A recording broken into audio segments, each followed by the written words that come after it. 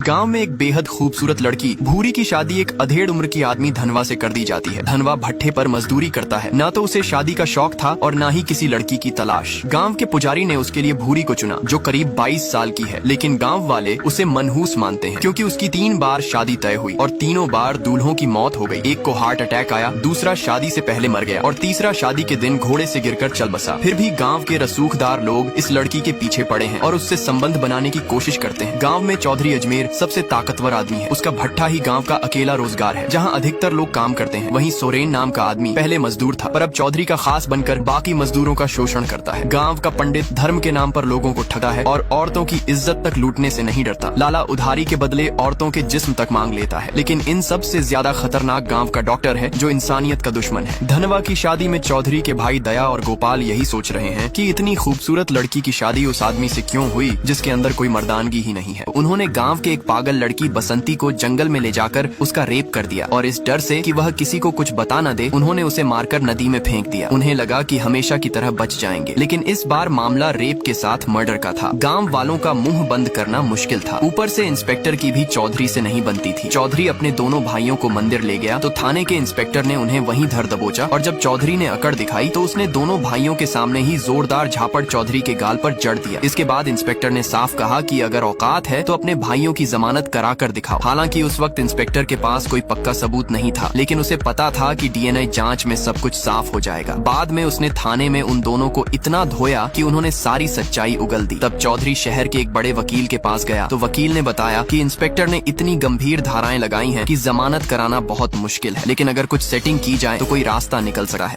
चौधरी के पास फिलहाल पैसे नहीं थे। तब पंडित ने उसे एक आइडिया दिया कि क्यों ना भट्ठे में काम कर रहे मजदूरों की मजदूरी आधी कर दी जाए। इससे रिश्वत देने के लिए पैसे आसानी से इकट्ठा हो जाएंगे। भट्ठे में करीब 300 मजदूर काम कर रहे थे और सबकी आधी मजदूरी काटी गई तो बड़ी रकम हाथ लग जाती। मजदूरों के पास कोई और काम का विकल्प नहीं था और अगर कोई विरोध करता तो चौधरी की गुंडई उसका मुंह बंद कर देती। मजदूरी कम होने से मजदूरों की हालत बदतर हो गई थी। धनवा जैसे लोग आवाज उठाते तो उन्हें गंदी बातें सुननी पड़ती। सोरेन तो हद पार कर गया। उसने धनवा से कहा कि ज्यादा मजदूरी चाहिए तो अपनी बीवी को भेज दे। कोतवाल का बेटा बीमार था और उसके इलाज के लिए पैसे तक नहीं थे। मजबूरी में कोतवाल की पत्नी मालती को अपने बेटे के लिए डॉक्टर से दवा लेने के बदले जिस्म बेचने तक की नौबत आ गई। जब ये बात भंवरी ने धनवा को बताई तो उसने भारी मन से कहा कि ये गरीब की मजबूरी है, इसमें गलती उसकी नहीं है। अगले दिन जब धनवा फिर से अपनी मजदूरी मांगने चौधरी के पास जाता है तो चौधरी साफ कहता है कि अपनी बीवी को मेरे पास भेज, तभी पैसे मिलेंगे। इस पर भी जब धनवा नहीं मानता तो चौधरी अपने गुंडों के साथ मिलकर उसकी बेरहमी से पिटाई करवा देता।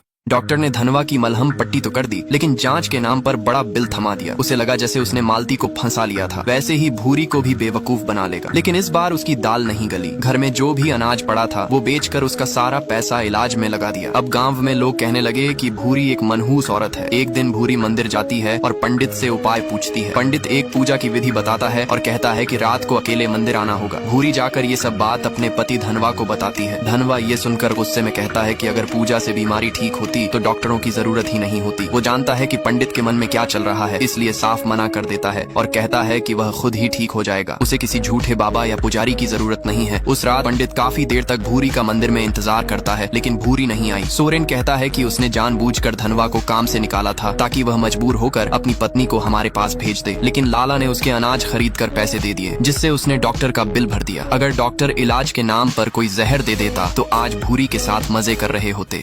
अगले दिन चौधरी की मदद से गांव में पंचायत बुलाई जाती है और पूरे गांव के सामने वह कहता है कि गांव में एक भयानक महामारी आने वाली है। डॉक्टर कहता है कि यह रिपोर्ट धनवा की है, जिसमें लिखा है कि उसे एड्स की बीमारी है। गांव वालों को कुछ समझ में नहीं आता, लेकिन नाम सुनते ही डरने लगते हैं। किसी को नहीं पता यह बीमारी कैसे फैलती है। डॉक्टर और चौधरी कहते हैं कि अगर समय रहते धनवा को गाँव से बाहर नहीं किया गया तो यह संक्रमण पूरे गाँव में फैल जाएगा और गाँव श्मशान बन जाएगा। गाँव वाले अनपढ़ और डरे हुए होते हैं, इसलिए सब धनवा से नाता तोड़ लेते हैं और उसे गांव से बाहर निकाल दिया जाता है। धनवा को मजबूरी में गांव के बाहर एक झोपड़ी में अकेले रहना पड़ता है। वह भंवरी को भी खुद से दूर कर देता है क्योंकि उसे डर है कि कहीं यह बीमारी उसे भी न लग जाए। गांव से बाहर रहते हुए धनवा कोई काम नहीं कर सकता, लेकिन पेट की भूख तो मिटानी ही है, इसलिए अब भंवरी को भट्टी में मजदूरी करनी पड़ती है। लेकिन यह काम भी आसान नहीं, क्योंकि वहाँ काम करने वाले मर्द उसके शरीर को ऐसे घूरते हैं जैसे भूखे गिद्ध अपने शिकार को ताकते हैं। अगर किसी तरह से कुछ नजर आ जाए तो उनके चेहरे की हवस साफ झलकने लगती है। एक दिन मुंबई से एक लड़का मजदूरों की जिंदगी पर डॉक्यूमेंट्री शूट करने गांव आता है। धनवा की माँ उसके लिए खाना बनाती है और उसके घर की सफाई का काम भंवरी को दिला देती है, क्योंकि गिद्ध जैसे मर्दों के कारण अब भट्ठे में काम करना भंवरी के लिए मुश्किल हो चुका था। लड़का जवान था और उसकी देखभाल करते करते भंवरी के दिल में उसके लिए चाहत पैदा होने लगी थी। एक दिन तेज बारिश हो रही थी और उस लड़के की शूटिंग पूरी हो चुकी थी। जब वह वापस जाने लगा तो भंवरी उसे कार तक छोड़ने जाती है। रास्ते में दोनों एक दूसरे पर गिर जाते हैं और वही क्रिकेट मैच खेलना शुरू कर देते हैं, लेकिन एक लड़का उन्हें एक दूसरे से लिपटा हुआ देख लेता है और यह बात गांव में बता देता है। लड़के इस बात से भड़क जाते हैं। अगले दिन गांव के बीचों बीच उन लोगों ने उस लड़के की बेरहमी से पिटाई कर दी और भंवरी को पंचायत में खड़ा कर दिया। उसे गांव की इज्जत गिराने का दोषी ठहराया गया। पंचायत में उसकी बेइज्जती हुई और उसके पति धनवा ने भी उस पर आरोप लगाकर रिश्ता तोड़ दिया। अब भंवरी इस गांव में बिल्कुल अकेली पड़ गई। उसके पास न काम था, न ही उसका पति साथ था। पूरे गांव के तानों और नफरतों के बीच भंवरी जैसे तन्हा और बेबस बनकर रह गई।